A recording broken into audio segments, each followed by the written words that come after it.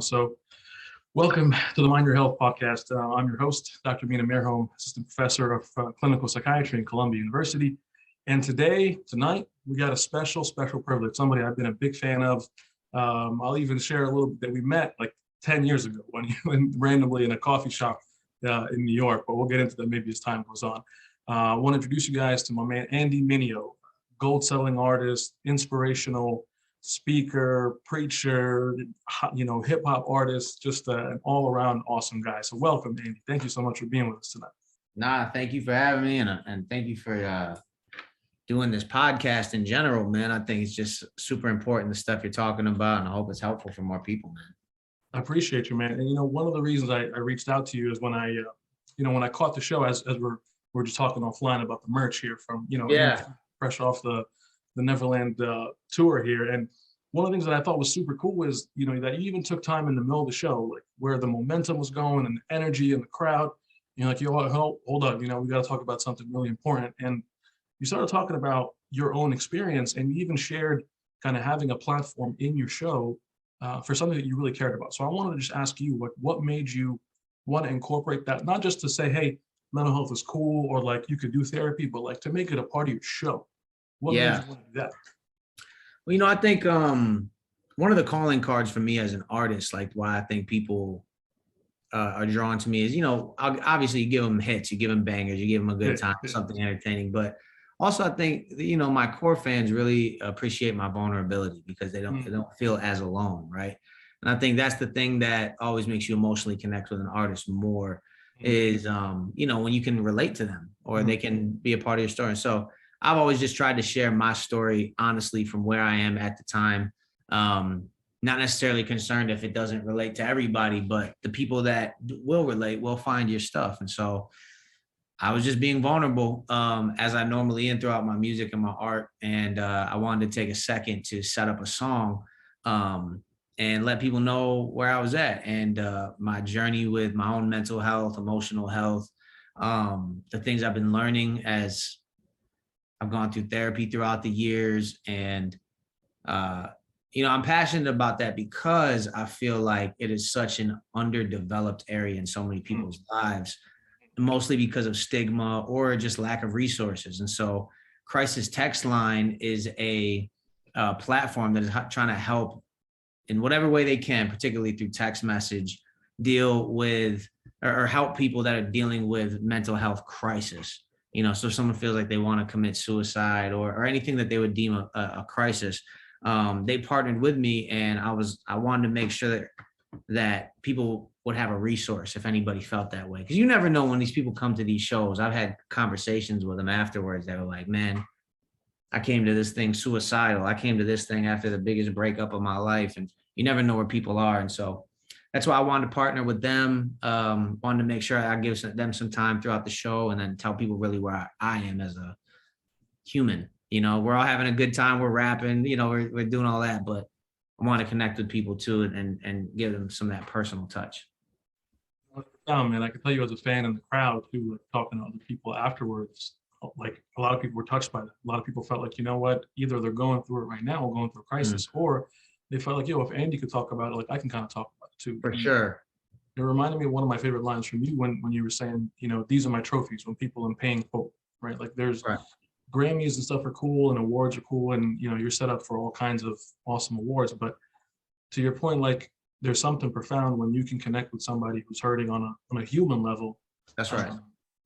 And I feel like that is definitely a calling card for you. Did you feel like, have you gotten feedback from people like fans and say like, because of this, I reached out, or because of this like made an impact for me? Yeah, for sure. I've actually, I get a lot of times I see these things on DM or through my text messaging line. So I have a community phone where I'm able to stay in touch with fans and people there. And so you hear stories like that all the time of people just kind of being given permission to wrestle through those things. Right. I think that's like one of the biggest things is when you don't have a map of how to navigate life, sometimes someone else talking about it can just be the permission you need to go there and feel those things or talk about them, But I think that permission that you're giving, it really hits two different populations that you speak to, right? On the one hand, maybe one in the hip hop world, right? There is this idea that, hey, to be, hard and to be gangster and to be, to be like a real man, don't be soft. Like, don't be talking about mental health, or, Sure. even like in your video, right? Like, be about it. And you had this tribute to all these artists, and one of them was DMX, and he was one of the people that was more vulnerable throughout his career, but there was still a lot of stigma associated in the hip hop world. Can you speak to, like, when you talk to people in the music world or people like in that arena, what's the stigma like there? Is it hard to sort of crack that? Well, I think for rappers, like I remember Jack Harlow came to the studio one time in 2020, like right before What's Poppin', all that stuff came out. And we were talking and we were talking about this very thing. And he was like, man, in hip hop, you just have to have this bulletproof confidence. Right. Is what he said. And I always remembered that statement because I was like, it's true. That's really like, that's the thing that sells you so hard, is like, dang, look how confident that person is. So they always say, like, in marketing, it's like, oh, the artists that do well are the artists that the guys want to be and the girls want to be with. Right. So they have to like exude this confidence, this coolness, this all that. And so when you think about something like mental health or emotional health or whatever, those aren't necessarily things that tick those boxes for them. You know what I mean? And so most of the time it's like, it's not going to help my brand, my image, my whatever, especially in rap where arrogance and all this stuff is exalted. Like, this is what makes you cool. So I think there's obviously a new wave of artists and people like, that's not the only way. And I think they're going to eat up a fan base share as well. But I think that's some of the stigma that I find in rap, is you got to maintain this hard image or this bulletproof confidence. And so showing your vulnerability, it's a hard thing for anybody to do, but particularly when you're put on a main stage and spotlighted, and you know what I'm saying, and money's put behind you to look a certain way and all that, it's even more difficult to enter into showing your vulnerabilities, It seems like you're really intentional about trying to be sort of who you are, despite how somebody would define you, right? Like, I know sometimes for, you or Craig, you guys talk about kind of not wanting to be defined by one genre, sometimes you're not Christian enough for this, or you're not mainstream enough for that, but just kind of being you. And it sounds like even though it can be tough, like you're still doing this thing where you're being you regardless of how you're supposed to be presented. Like, you find that that's been like a tough battle in terms of thinking about your growth and feeling like you want to be like the most mainstream artist ever, or is that not really the idea, just kind of being true to you? For sure. Yeah, that's a tension that we haven't really been able to figure out, I mean, I always want to be authentically who I am. And so that's what we're banking on, is that's what has always built our fan base, is people are like, yo, I like what you're about, who you are. And so you do have this tension of, for me at least, of, oh, I want to make sure that my music isn't just being compartmentalized or like segmented to like Sunday, because some people see me as a Christian artist.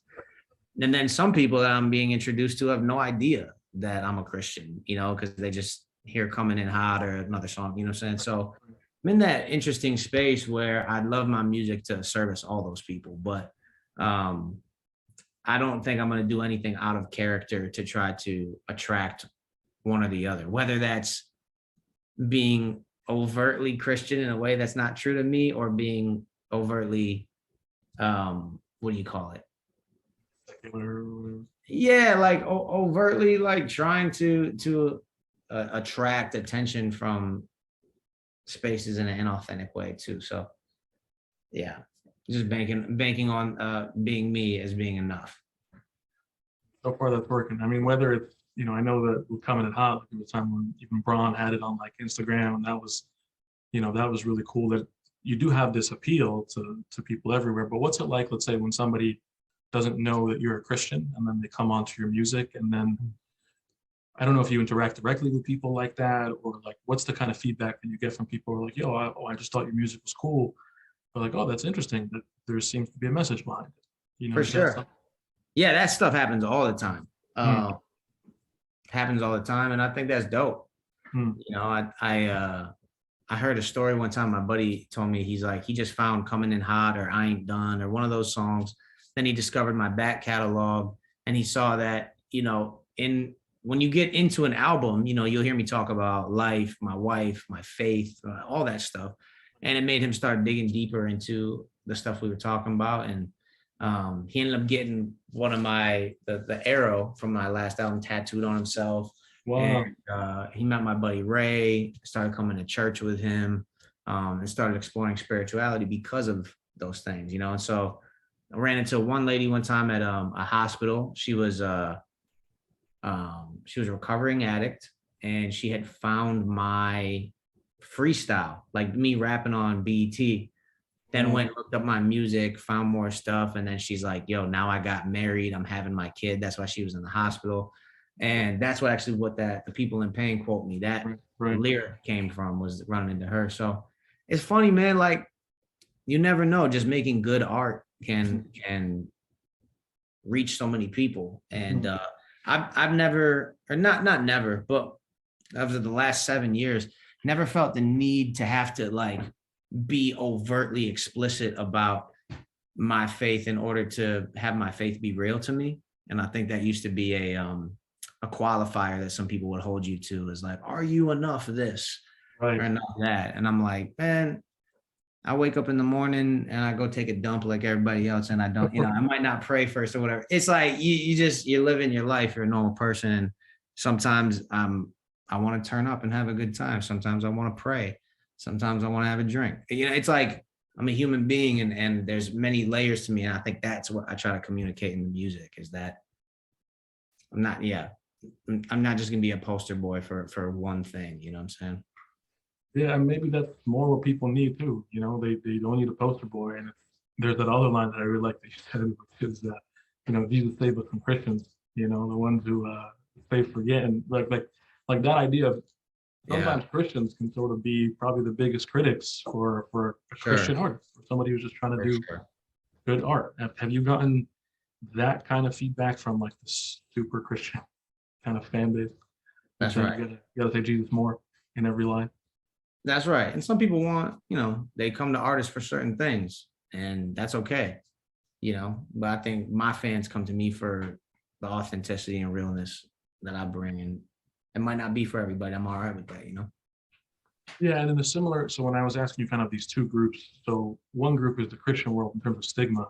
Do you feel like as you're interacting more like in church and even like in your circles of friends and stuff, having heard kind of your journey about mental health, some people have sort of said to me, like, I'm a Christian, I'm a psychiatrist, and they'll say like, you know, that's cool and stuff, but like, we really should be able to pray through these things, and that should be kind of enough, right?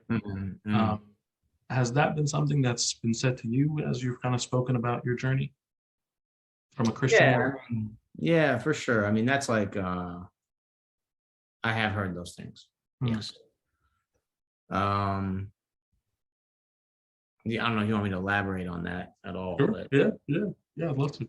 Yeah, I think there's obviously a place for Christian disciplines and practice. Like if you are a practicing Christian, like prayer and Bible reading and community and communion and gathering, all that stuff is like extremely good for your mind, your body, your soul. But I think sometimes what can happen is we can use those things as a excuse to not venture deeper into maybe mental health.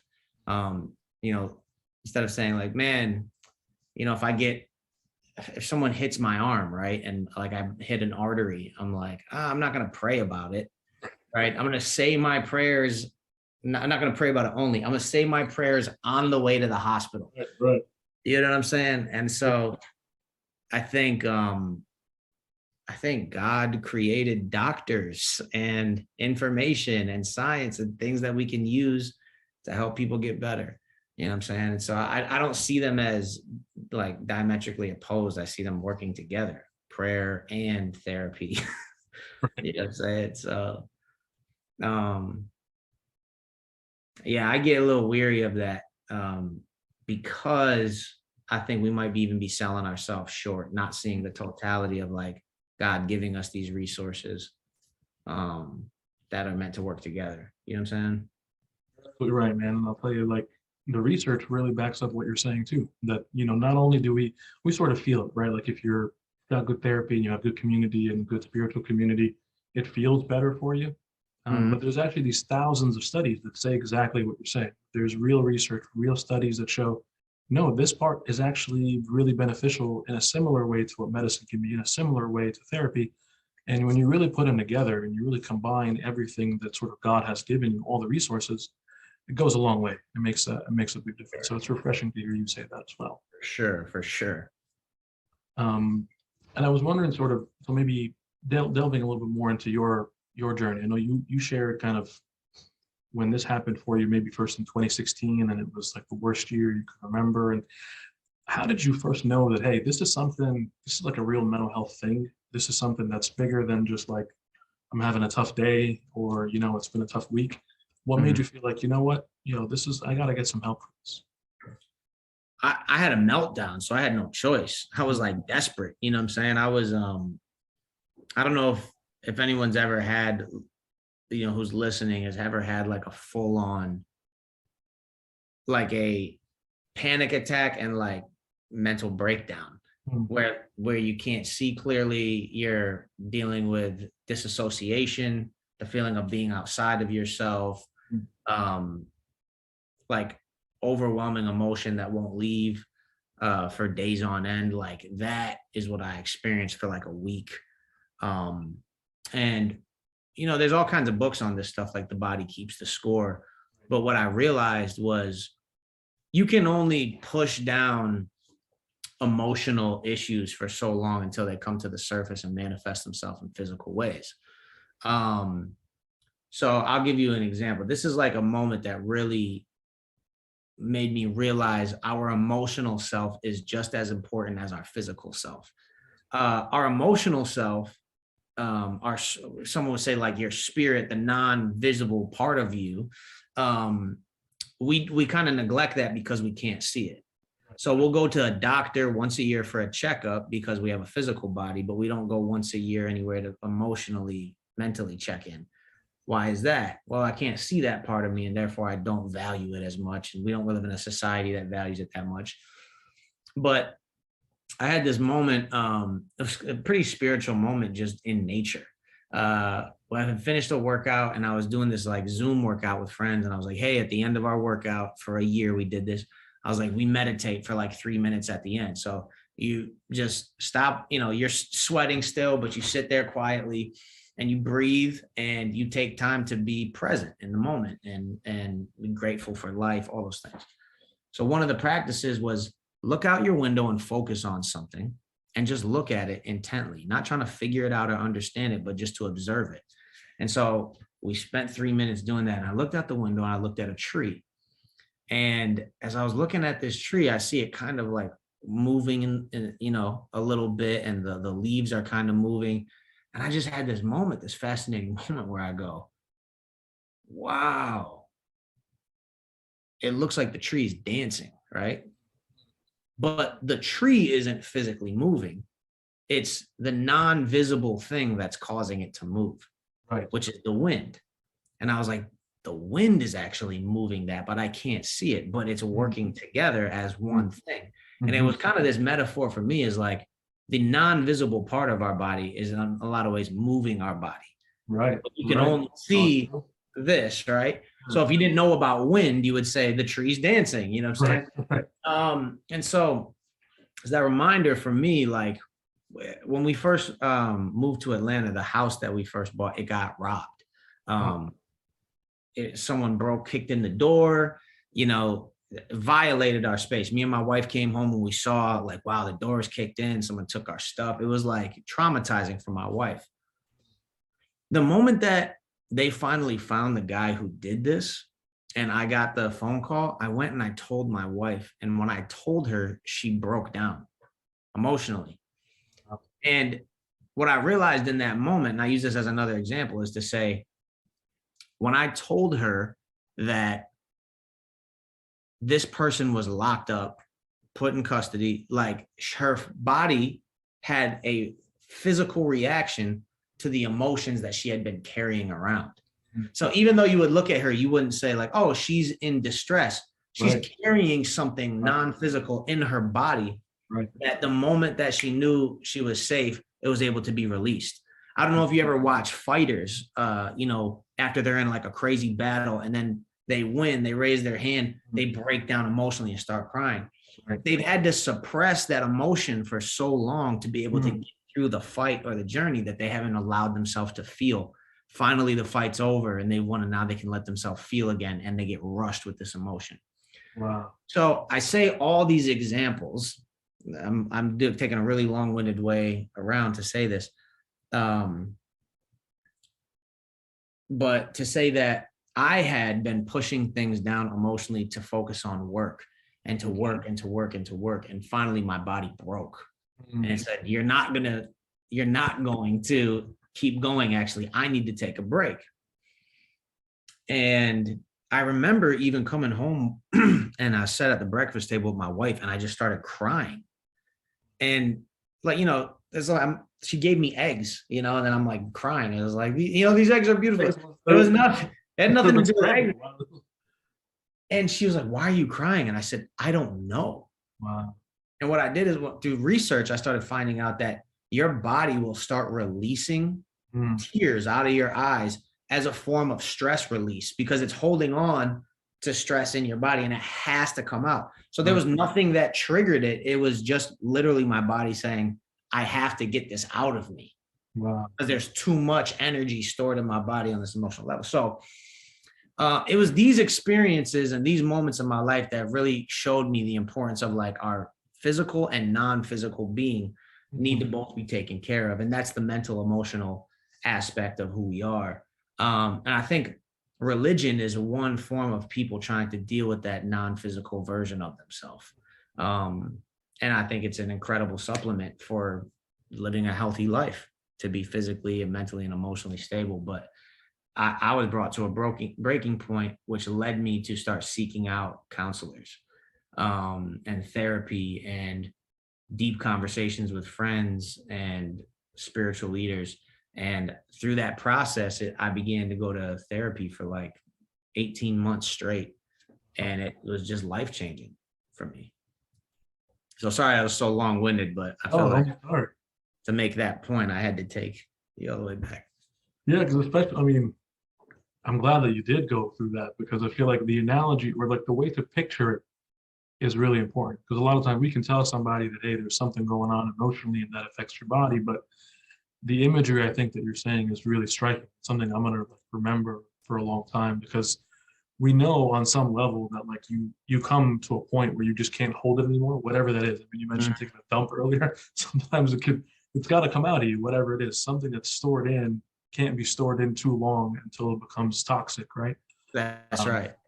I love how poop has made itself into this conversation twice. Edit all of it out. That's the real theological truth. I think it starts. Yeah, that's right. Yeah, your emotional state is like a heaping doo-doo. All right. Yeah, isn't it always? And you just gotta release it. It's flush it out. Term illustration on 10. No, but I think that again, that's why we're gifted as the scientific community with artists like you guys who can sort of paint a picture for us. And that's why I think for us, even today, being able to collaborate on this topic so that people can see, they can hear from a doctor, yap, emotional health is important. But when they hear it from you, whether it's that breakdown experience or as we were talking about offline too, like there were different stages of your life that were really tough too. Like I think when your mom passed, that must have been a big adjustment too. And I'm curious to kind of hear from you.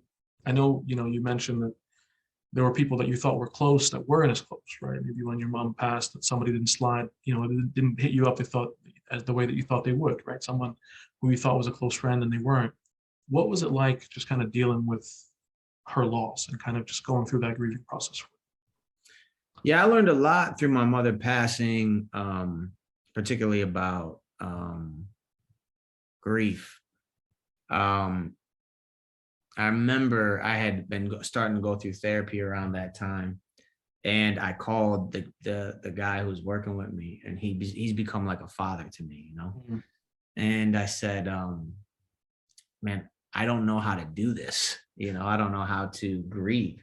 And he says, well, Andy, what have you been doing? And I said, it was an intense moment, like I was at the hospital, and like I held her in my hands like as she passed. It was like saw death firsthand, from the person you love more than anybody. It's like it was an overwhelming experience.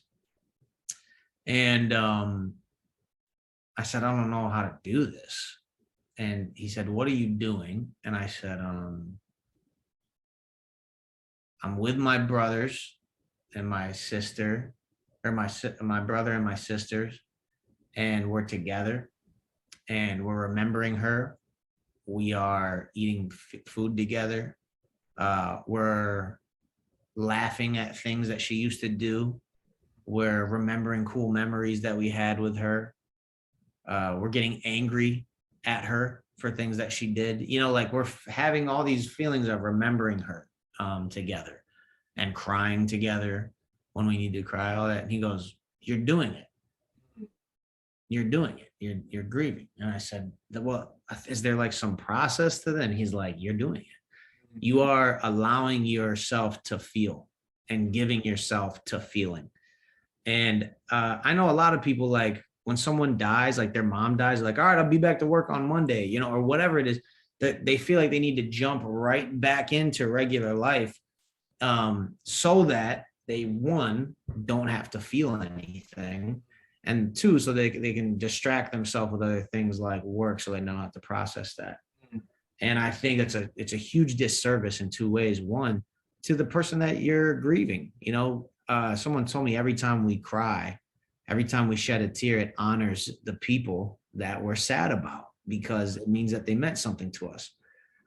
So our grief and our sadness shouldn't be skipped over or buried, but that's a thing that we try to do, is outrun our sadness, because we hate the way it makes us feel, and we don't want to sit in it or allow ourselves to process and feel it. So we run from it. Like, oh, let me bury myself back in work or porn or whatever your thing is.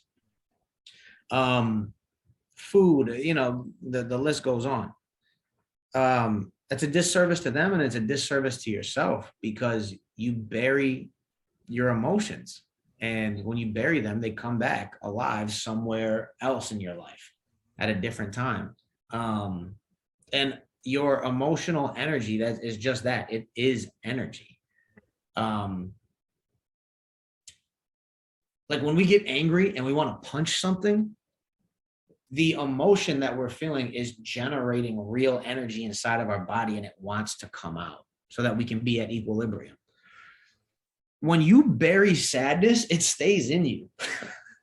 And I that sounds like super spiritual, because it is in a way, but there's some science to this as well, of like the energy that we keep from that's generated in our body. And I think that's why things like spiritual practices or therapy can be good ways to release those or come back to equilibrium. But yeah, the loss of my mother caused me to grieve in a way that I had never given myself over to before. And I think the reason why I'm able to move forward and live life and still miss the hell out of her and be sad when I think about her is because I stopped to allow myself for those days to really grieve. If you don't, I feel like you'll end up trying to outrun it your whole life instead of facing it. And I think the reason people don't face their emotions is because they don't know how. Right. They're like, what am I, if I let myself feel this, I'm going to die. Right. It's going to be overwhelming. My head's going to explode. My heart's going to explode, whatever.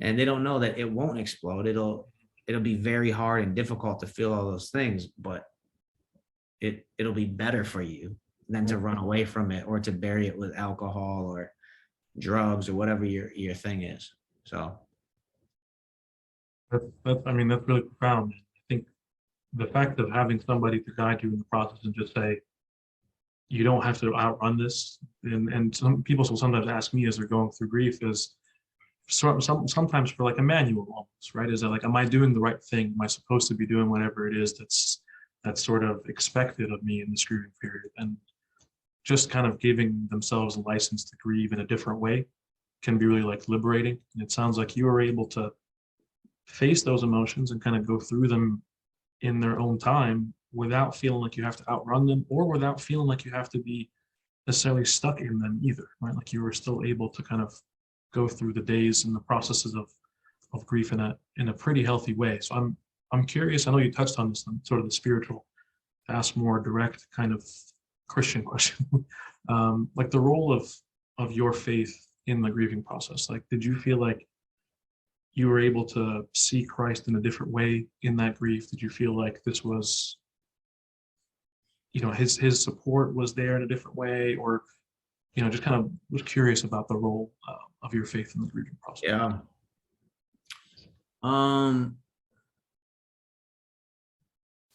I think over the last few years, 2015, 16, and like onward, my faith has gotten less, and this is going to sound like a bad thing, but it's not, less certain. So I have one friend describe Christianity to me. He's like, "Oh, the cult of certainty." And I thought it was funny because, when Jesus gets asked questions, he returns those questions with questions. The wrestling, the tension, like the name Israel, God's people, means to wrestle. It means to ask questions. It means to think critically. It means to feel. It means to go back and forth with God. And so I think early version of Christianity that I was a part of was very about like, we have the answers. We are very certain. We are reformed. We are whatever it is, the group that thinks that they're the most right. And I moved from that to a little bit more of a mystical approach, which is like, actually, I think God is infinite and all powerful. And that makes me less certain about things, but more in awe and wonder of God, and it made the lofty ideas about faith more interesting, but also the humanity of Jesus more interesting and how they both exist. Right. And in my grieving process, I saw the humanity of Jesus as something really beautiful to me, particularly the story of Lazarus. And so the story goes as this: Lazarus was a friend of Jesus, and Mary and Martha were two women that Jesus was also friends with, and they were grieving at the loss of Lazarus. Jesus found out that Lazarus had died, and he made his way to that town to be with them. The shortest verse in the Bible is Jesus wept. And it's profound because we know that after that verse, it goes to talking about how Jesus literally raised Lazarus from the dead.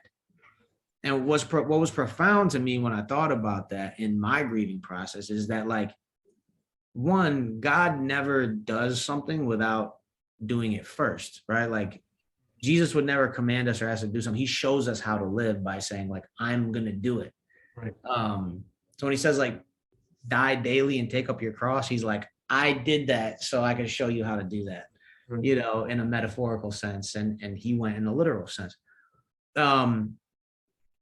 Even though Jesus had all the power to resurrect Lazarus, he didn't skip over the process of grieving. He went into it with them. So, like, and I'm thinking about that, like, if I was Jesus and I showed up somewhere and I'm like, oh, I could raise this guy from the dead. Why are you crying? Stop crying. Lazarus, come forward, but he knew he was going to do that and still stopped to cry with Mary, like to let himself feel sadness with her and to be there with her. It says in the Bible to weep with those who weep, mourn with those who mourn. It is an opportunity for us to be connected once again, as Jesus shows us, like, our humanity of, like, pain is never going to not exist while we're here on earth, because this isn't heaven. Since we're all going to experience pain, the best thing that we can have is to experience pain together so that we don't feel alone in it. And that's what Jesus does. And he's like, I'm not skipping over this. And that was profound to me, and a reminder to me that like I should do as Jesus did and allow myself to weep, allow myself to cry. And I have a lot of qualms with like American Christianity, but I have very few with Jesus. And for those exact reasons, when I look at the Bible and I read about Jesus, those are the things that blow me away and make me say like, I want to follow this guy. He's onto something. You know what I mean? So. In some ways, even the weeping is as profound a miracle as the raising from the dead, right? Like he's done a lot of fancy miracles where you could do, feeding people or raising people, but maybe even his vulnerability in that moment and giving us almost like a portal of pain, right? Like pain is going to exist for us, but he sort of transformed pain to be a way to connect with him, to have communion with him in a way that was never possible before. God was still distant enough. God is impassable, right? Like you're saying, this mystical God of the universe who's high on a mountain, and then here is this God who weeps. And that's maybe something that's incredibly powerful and liberating for us as we're going through sort of pain and grief. So thank you for sharing that, account, how you see that. For sure. So I know we're sort of talking about heavy things here, and I know it wasn't all, grief and sort of difficulty as well.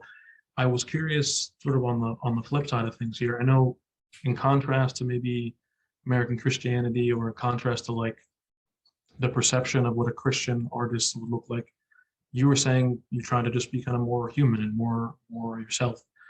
To someone maybe who's not as familiar with like what it means to be a Christian, right, or what the expectations are to like live a Christian life, how do you sort of present the fact that you're just a normal person and your faith is important to you and it doesn't make you weird, right? If somebody's like asking you, like if I was similar to maybe when you ask your therapist, like I don't know how to do this grief thing, someone says, Andy, like I don't really know how to do this like Christian thing. Like it sounds interesting.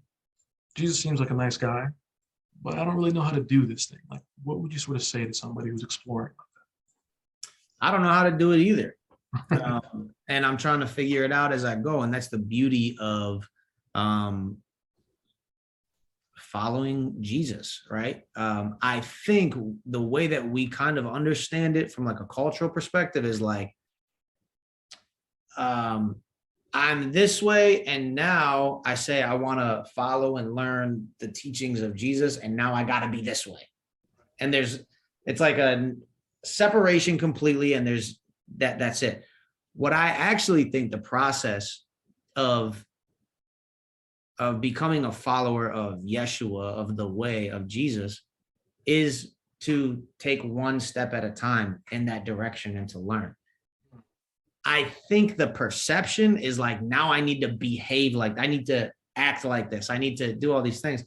And we don't really give room for people to wrestle or to journey or to ask real questions.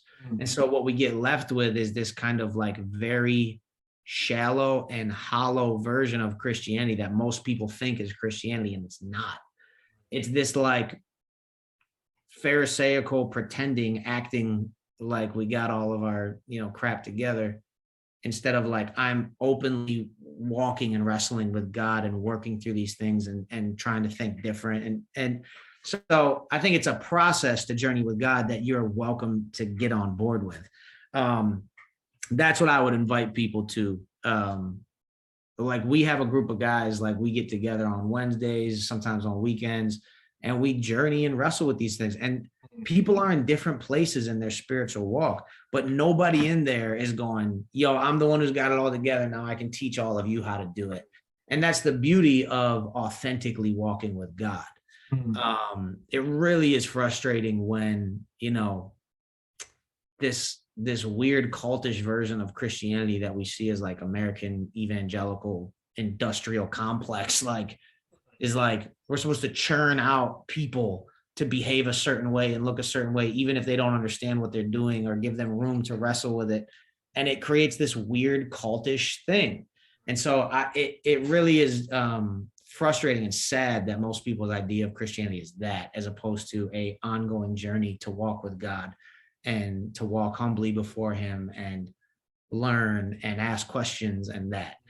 So I think that's more accurate. And that's what I would invite people to. So like, I don't know how to do this. It's like, join the party of a community of people that are trying to do that together. And sometimes you can find that in churches. Sadly, sometimes you can't. But the internet allows us to connect with a lot of people. And even in your local communities, I think when you lead with vulnerability, you receive vulnerability back. So I'd walk in and be like, I'm struggling with these things. I want help. Can anybody relate? And see if anybody will meet you there. I don't know. That's a complex one, man. That's a great answer, because of all the times I've spoken with people who are maybe searching, I've never heard someone say, this one group that was inviting me to like ask questions and sort of go through a process, that really turned me off.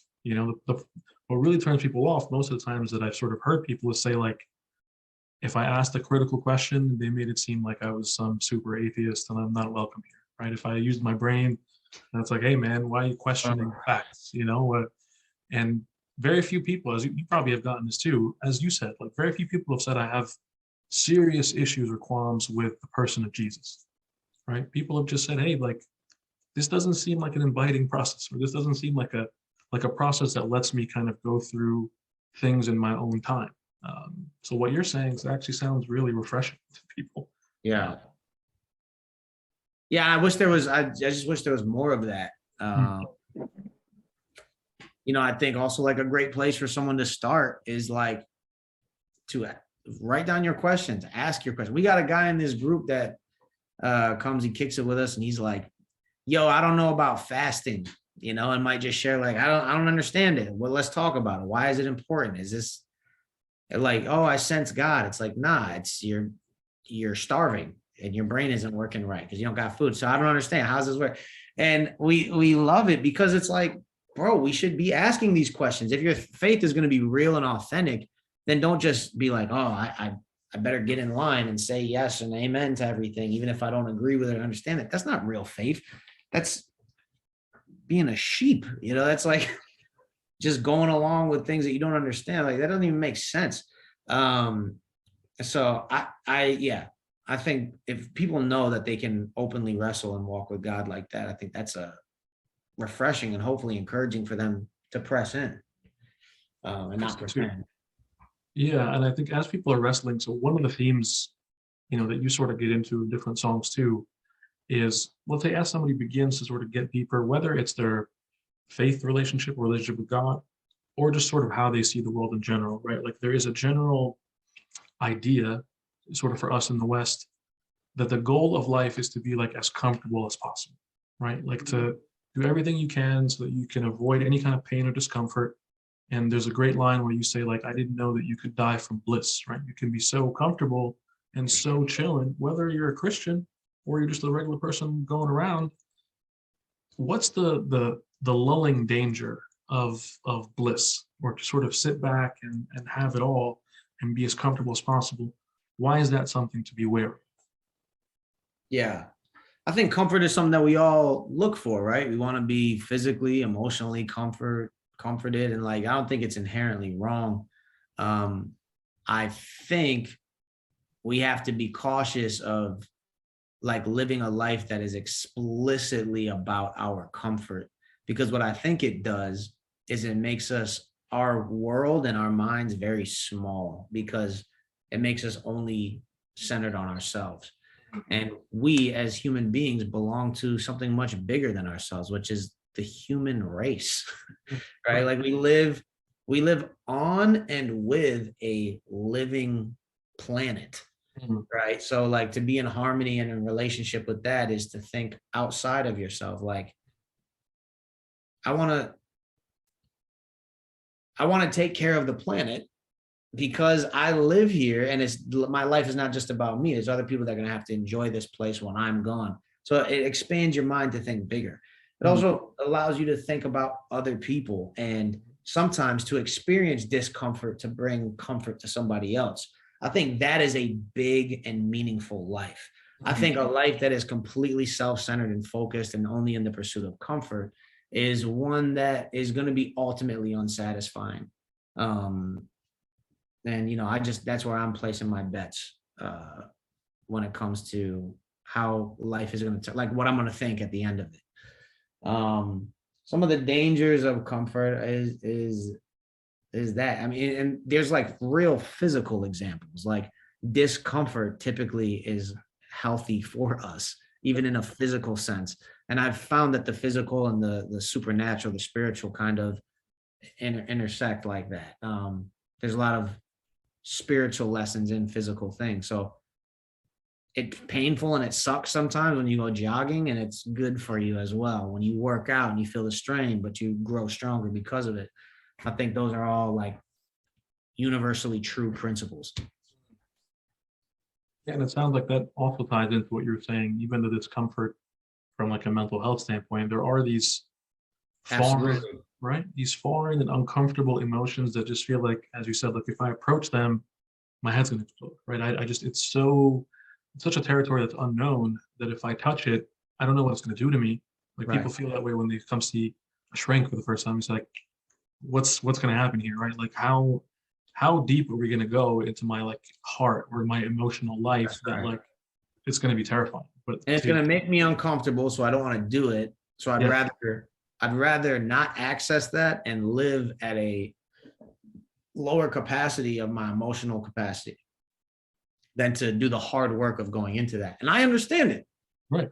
Like I understand not wanting to go to the gym. I understand not wanting to do the hard work to make yourself better. I understand it. I just don't think it ultimately is going to get people to a place that they're going to be happy about.